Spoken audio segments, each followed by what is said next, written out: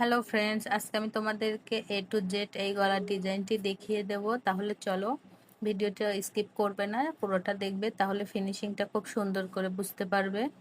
তো দেখো, এখানে প্রথমে আমি একটি 3 ইঞ্চিতে গলার চওড়ায় দাগ দিলাম, আর লম্বাতে 4 ইঞ্চি নিয়ে নিলে গলার ড্রয়িং করে নিলাম। আর ডিজাইনটার জন্য আমরা আরও 4 ইঞ্চি নিচে বাড়িয়ে নিলাম, নিয়ে এভাবে 8 ইঞ্চিতে একটি বক্স শেপ করে দিচ্ছি। দেওয়ার পর আমরা যে গলার ড্রয়িংটা করেছি সেই অনুসারে আমরা গলাটা কাটিং করে নিব। তো দেখো, এভাবে গলাটা কাটিং করে রেখেছি, আর পরবর্তীতে নিচের 4 ইঞ্চিতে আমরা ডিজাইন বসাবো। তো চলো, এবার ডিজাইনের জন্য একটি পেস্টিং কাটিং করতে হবে। এখানে তোমরা চাইলে যে কোনো বক্রম ব্যবহার করতে পারো, তো আমি এখানে পেস্টিং বক্রম ব্যবহার করছি। প্রথমে এখানে 4 ইঞ্চিতে একটি দাগ দিয়েছি, তারপর চওড়াতে 1.5 ইঞ্চি দাগ দিয়ে নিচ্ছি। এভাবে এখানেও 1.5 ইঞ্চি দাগ দিয়ে দিয়ে একটি বক্স শেপ তৈরি করে নিচ্ছি। এখন এখানে আমরা 1/2 ইঞ্চিতে একটি দাগ দিয়ে দিব। একইভাবে উপরেতেও 1/2 ইঞ্চিতে একটি দাগ দিয়ে দিব, দিয়ে এই দুইটা দাগ সুন্দর করে মিলিয়ে যেভাবে আমরা গোল গলা কাটিং করি ঠিক সেই মতো একটা শেপ দিয়ে দিব। এভাবে ঘুরিয়ে রাউন্ড করে একটি গোল গলা এঁকে নেব। এখন এই ড্রয়িং অনুসারে আমরা পেস্টিংটি কাটিং করে নিব। পেস্টিংটি কাটা হয়ে গেলে এটাকে আমরা একটি কাপড়ের সাথে সুন্দর করে আয়রন করে সেটিং করে নিব। তো দেখো, আমি পেস্টিংটি কাটিং করে নিয়েছি। এবার এটাকে আমরা কাপড়ের সাথে আয়রন দিয়ে আটকে নিব। তোমরা চাইলে এখানে এক কালার কাপড় ইউজ করতে পারো, তো আমি একটু ভিন্ন কালার দিয়েছি। তো দেখো, আমি এখানে আটকে নিয়েছি। আর এই যে সাইড দিয়ে যে একদম ছোট্ট 1/2 ইঞ্চিতে একটা কাপড় রেখেছি অতিরিক্ত, এটাকে আমি আঠা দিয়ে লাগিয়ে দিব।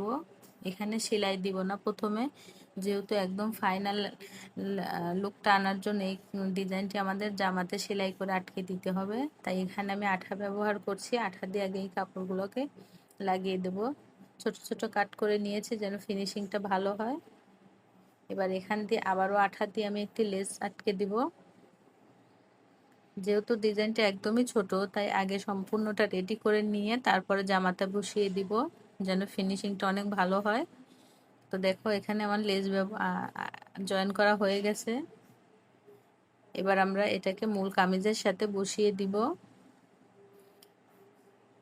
এই যে এখানে কামিজের একদম মাঝখানে ডিজাইনটা রাখলাম, এভাবে আমরা এখন সেলাই দিয়ে সুন্দর করে আটকিয়ে নিব।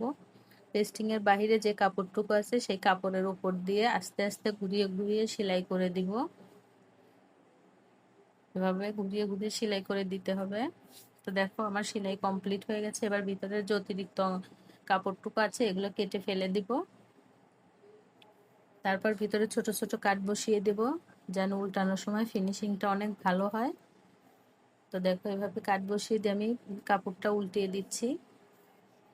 তো বন্ধুরা, উল্টানোর পর আমার এরকম একটি লুক এসেছে। এখন এখান দিয়ে আমি সেলাই দিয়ে আটকে দেবো। এই কারণে তোমাদেরকে আগে বলেছিলাম যে এখন সেলাই দিব না, এটা ফাইনাল লুক আসবে যখন তখন সেলাই দিব। তো এখন আমি সেলাই দিয়ে এটাকে কাপড়ের সঙ্গে আটকিয়ে দিব। এবার যে এই যে সাইডে যে গলার অংশটুকু আছে এখানে আমরা এরকম একটি পাইপিং বসানোর জন্য একটি 1.5 ইঞ্চি কাপড় নিয়ে নিয়েছি। আর এটাকে অবশ্যই আরে কাটতে হবে যেন টানলে বলে, তাহলে গলার ফিনিশিংটা অনেক সুন্দর হবে। এভাবে পাইপিং বসিয়ে দেওয়ার জন্য আমরা কাপড়টাকে পাইপিং এর কাপড়টাকে নিচে রেখে জামার কাপড়টাকে উপরে রেখে সেলাই দিয়ে দিচ্ছি। এখন এটাকে আমরা ভাঁজ দিয়ে সেলাই করে নিব। তো দেখো, এভাবে ভাঁজ দিয়ে চিকন করে সেলাই করে নিতে হবে, তাহলে দেখতে অনেক সুন্দর হবে। দুই পাশেই আমি সেলাই দিয়ে নিয়েছি। তো এখানে ফিতার মাথায় আমি এখানে টার্সেল ব্যবহার করব, এই জন্য ফাঁকা রেখেছি। এখন